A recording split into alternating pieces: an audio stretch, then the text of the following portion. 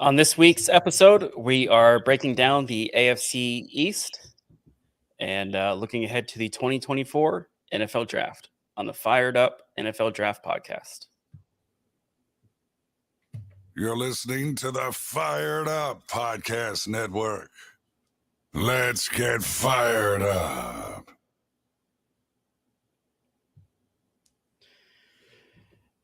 And welcome in. I'm your host, Brian Lamb, joined as always by Sean Balzer. What's up, Sean? What's up, Brian? Did you have a good Memorial Day weekend? It was okay. I hurt my knee, so I stayed home and I didn't do anything. So thanks for bringing that up. We had a blast. Well, I'm sure you did. Yeah. So this week we obviously we took off last week. This week we're talking AFC East, Bills, Dolphins, Patriots, and Jets.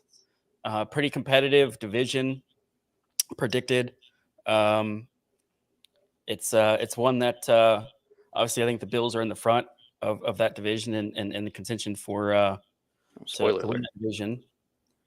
What's that? So, spoiler alert. Well, I don't know if it is a spoiler, but are you ready to get into it? Absolutely.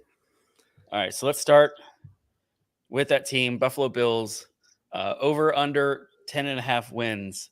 You want to break it down for us? Yeah, so another strong division here with the AFC East, had AFC North on the last podcast. Potentially two of the strongest divisions in the NFL, maybe the two strongest divisions in the NFL. Four teams that I think are real playoff contenders, maybe one of them less so than the others, but none of which would surprise me if they were to make the playoffs. Here are the Buffalo Bills.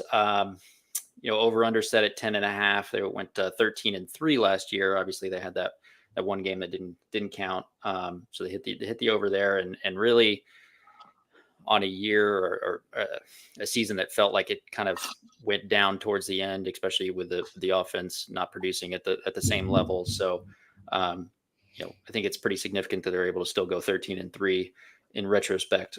Pre-draft had them with O-line, linebacker, wide receiver, interior D-line, and tight end as their primary needs. Obviously, they were able to take care of tight end there in the first round with Dalton Kincaid. They hit, interior O-line. So some O-line help there with Osiris Torrance there in the second.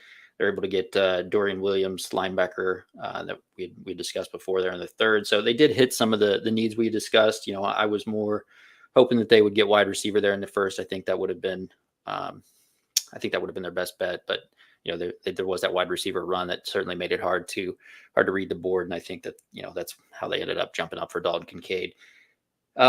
So post draft, I've got them still needing wide receiver help. You could certainly debate me on that. Diggs, obviously a stud wide receiver one. Gabe Davis, I don't think really showed that he deserves to be the wide receiver two necessarily. I think that they want to use more two tight end sets this year with Dalton Kincaid and Dawson Knox. And then, we'll see what former rookie, now sophomore, Khalil Shakir can bring this year, possibly out of the slot.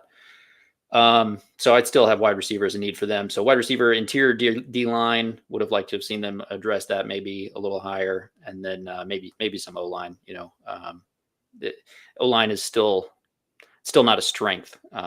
I think Osiris Torrance helps. I think he raises the floor of that line, which, ultimately gets me to my over-under decision. But just like last week, quoting Mike Clay of ESPN's O-line and D-line rankings, I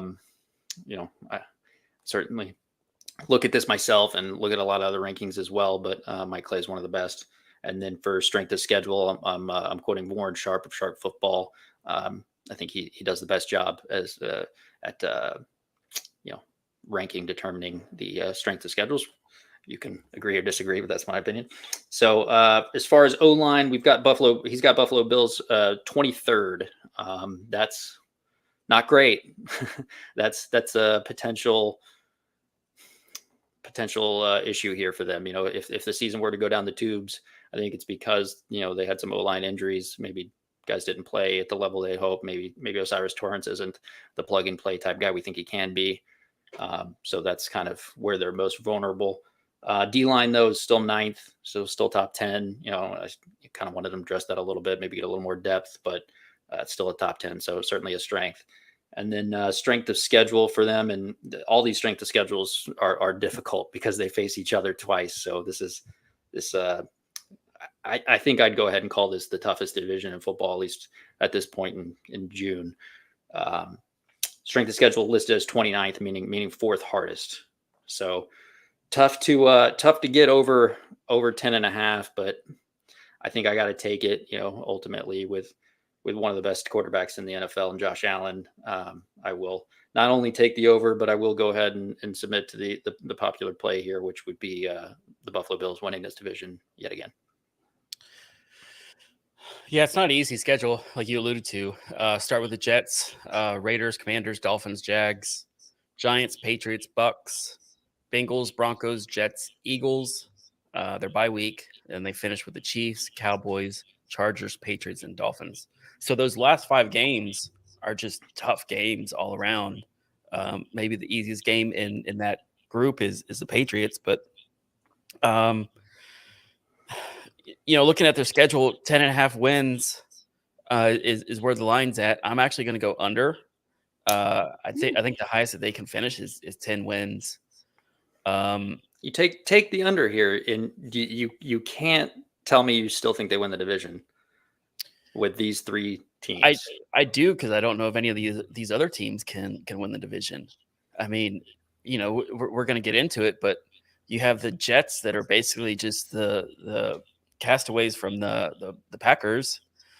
The Dolphins, you have questions at quarterback and whether Tua can stay healthy, and then you have the Patriots, and what is Bill O'Brien going to bring to that team? Are they going to be improved, or are they going to kind of fall short like they did with Matt Patricia? But looking at their draft picks in 2023, obviously that first round went to Dalton Kincaid, the tight end out of Utah. I know that we talked about this on our draft recap. Kind of a question mark there. Don't know why they did it necessarily. I thought that there were bigger needs. Love Dorian Williams, the linebacker out of Tulane. Osiris Torrance and Nick Broker, 2 guards that I do like. But, like you said, there's a lot of question marks on the offensive line, not a lot of depth. I think that they kind of packaged their draft together in terms of trying to compete with the top teams in the AFC and really going after that and trying to be a little bit more dynamic. But if I were in that draft room, I would have been pushing for more help on the offensive line. So let's see, moving to the Miami Dolphins. So Miami, I think, the Miami conversation starts and ends with Tua just about. I mean, they did pick up Mike White as their backup. I don't know if that raises the floor. I guess it raises the floor versus having nobody, but Tua is the ultimate conversation here. If you personally, if you told me that the Bills are going to go under 10.5, then I would take the Dolphins to win this division. So with the over, the over is 9.5. Pre-draft, I had the meeting, O-line, tight end, running back. Obviously they didn't have a lot of picks. They did take Cam Smith, corner in the second, and on A-Chain, running back in the third. They did address some O-line depth there in the 7th round with the Michigan tackle Hayes. So the O-line certainly still is a need for them. I would have liked to have seen them address, tight end. I wonder if Mike McDaniel just doesn't value like a pass catching tight end as much, looking more towards, run blocking, obviously, using the same kind of schemes from the 49ers and Kyle Shanahan.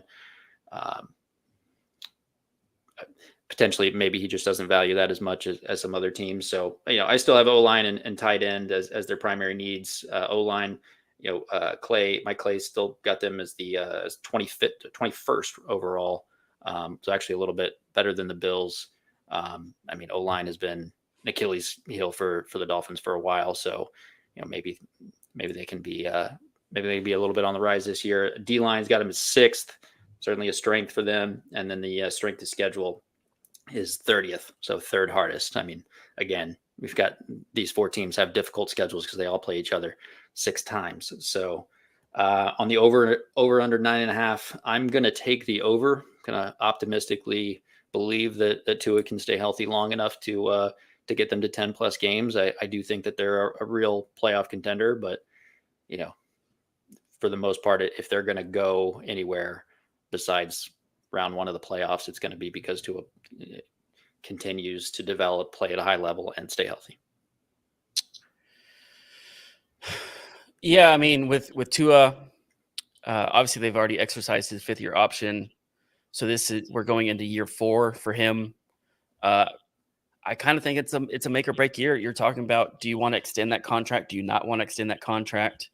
He's got to play up to those standards.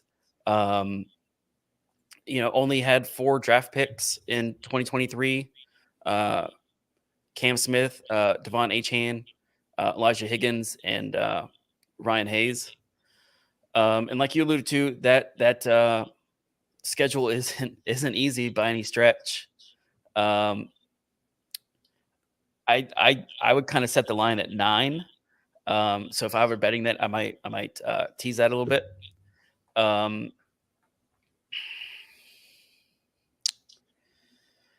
There's potential to win 10 games. I'm not going to say that there's not, because they're competitive, and it's all about can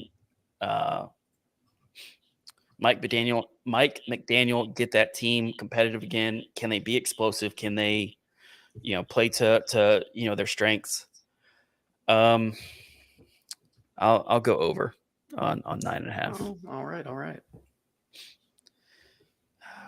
Moving on to the New England Patriots. So New England, instant story here is over under 7.5. I mean, it feels like a little bit of a slap in the face to a franchise that's had a ton of success, over the last 20 years or so.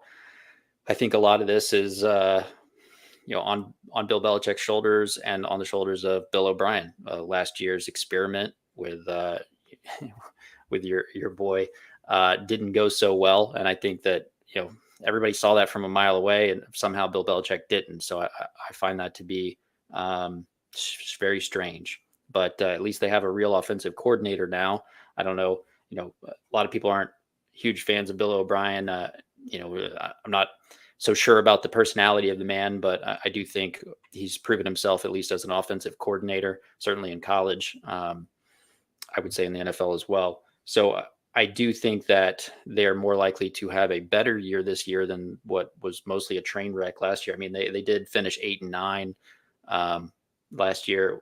They were in the playoff chase there towards the end, but having a real offensive coordinator with a young quarterback, I think, goes a long way. I mean, you can't ask Mac Jones to develop when you give him a defensive coordinator, rocket scientist as an offensive coach. So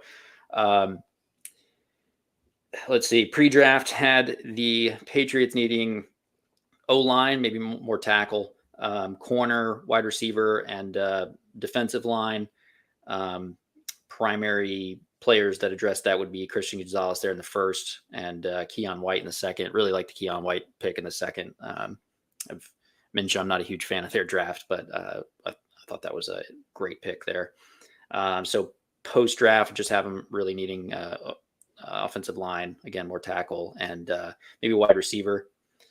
Mike Clay has him 10th on the O-line and 17th on D-line. And Warren Sharp has them with the number 1 hardest schedule in the NFL with 32nd / first hardest.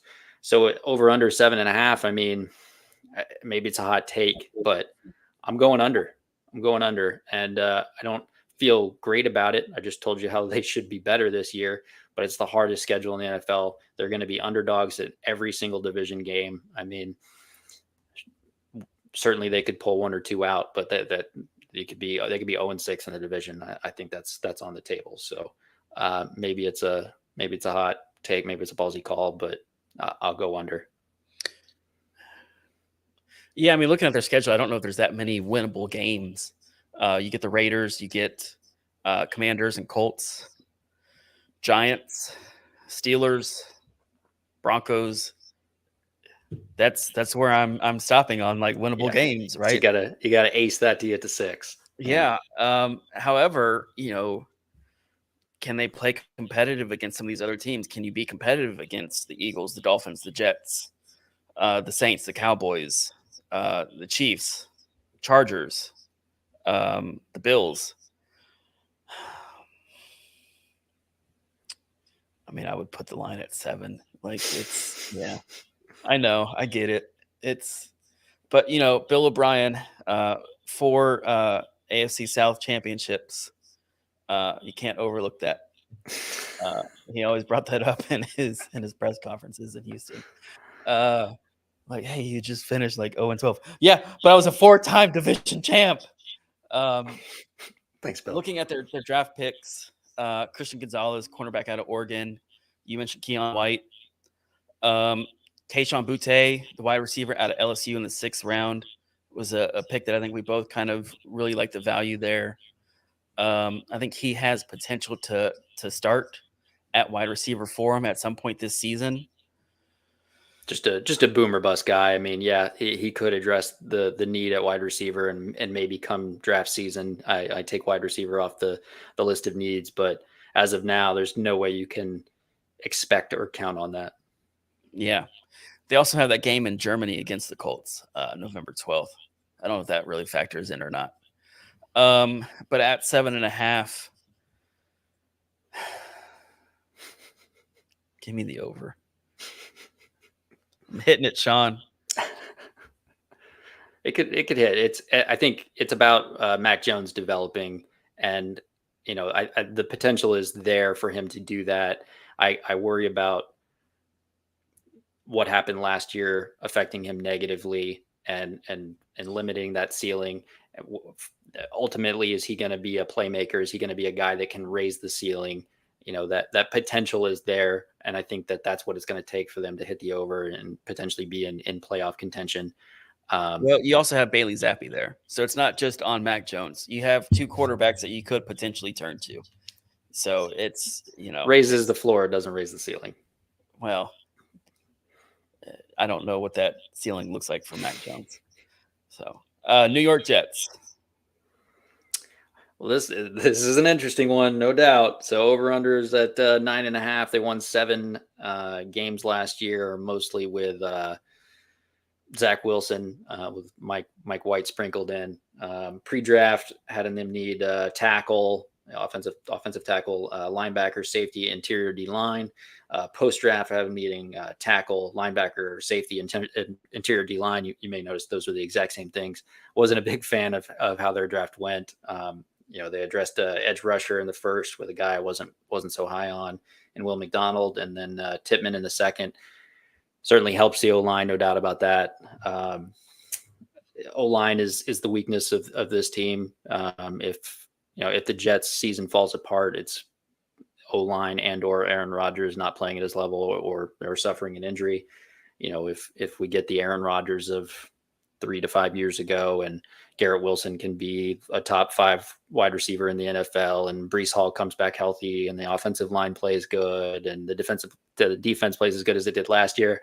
Yeah, a lot of ifs. If all those ifs hit, we're talking about a Super Bowl contender. I wouldn't bet on that Super Bowl, nor all of those ifs hitting. They do have the 26 O-line, 11th D-line. They do have a lot of talent on defense, no doubt about it. If the defense should be able to play at a similar level to last year. I mean, Sauce Gardner, obviously one of the best corners in the NFL, young or old. Strength of schedule, Warren Sharp's got him at 26th, meaning 7th hardest. 7th hardest is difficult, but that's the easiest in the division. So the over under 9.5. I mean, it's tough, man. That's tough. There are a lot of ifs here.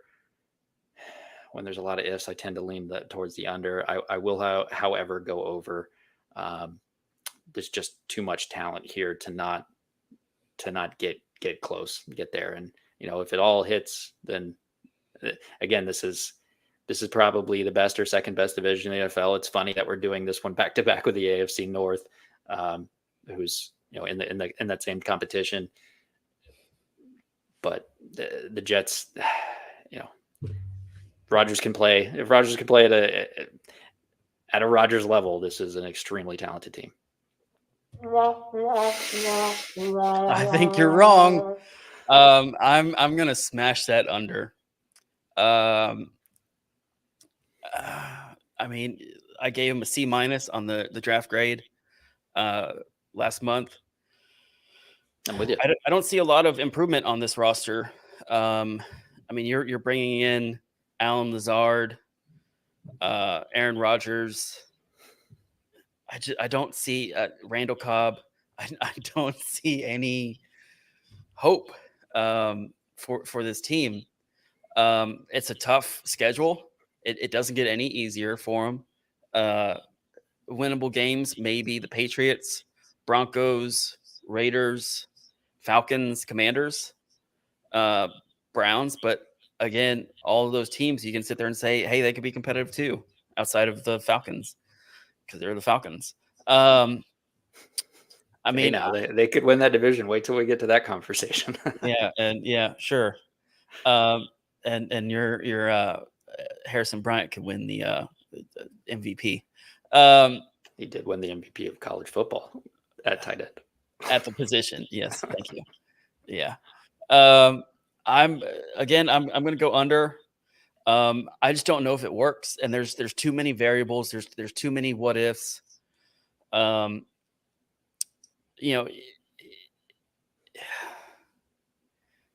We've always talked about what happens if the Packers built their team around Aaron Rodgers, and what happens if they get these young players, and what happens if he's got the wide receivers and everything else. And I just don't see it. I don't think that they have it.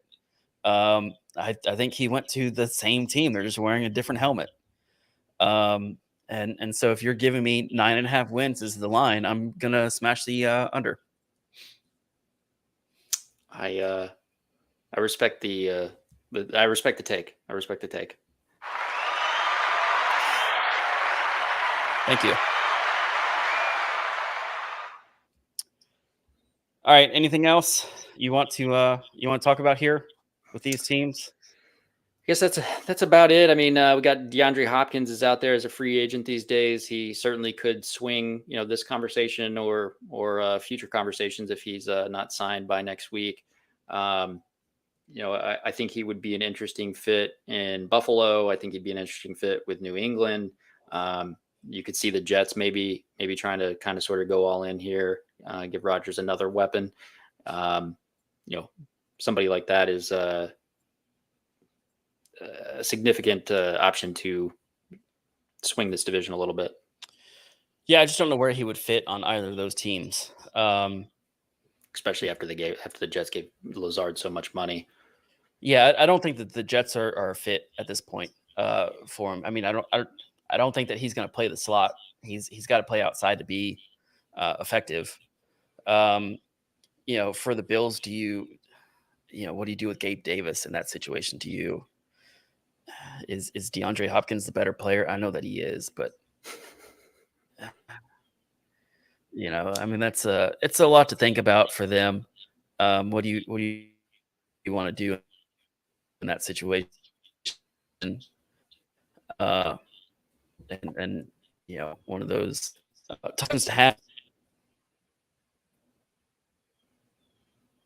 Yeah, I think that's a tough discussion to have as a general manager.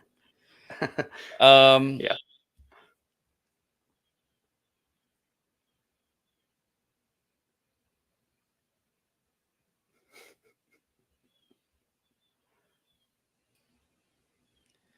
I'm on Twitter at Brian Lamb _ISN. Write for NFLDraftLounge.com. And Sean, tell them where they can find you. Just on Twitter at Sean Balzer, and as always on NFL Draft Lounge. Until then, we will catch you guys next week as we break down the AFC South. And take care.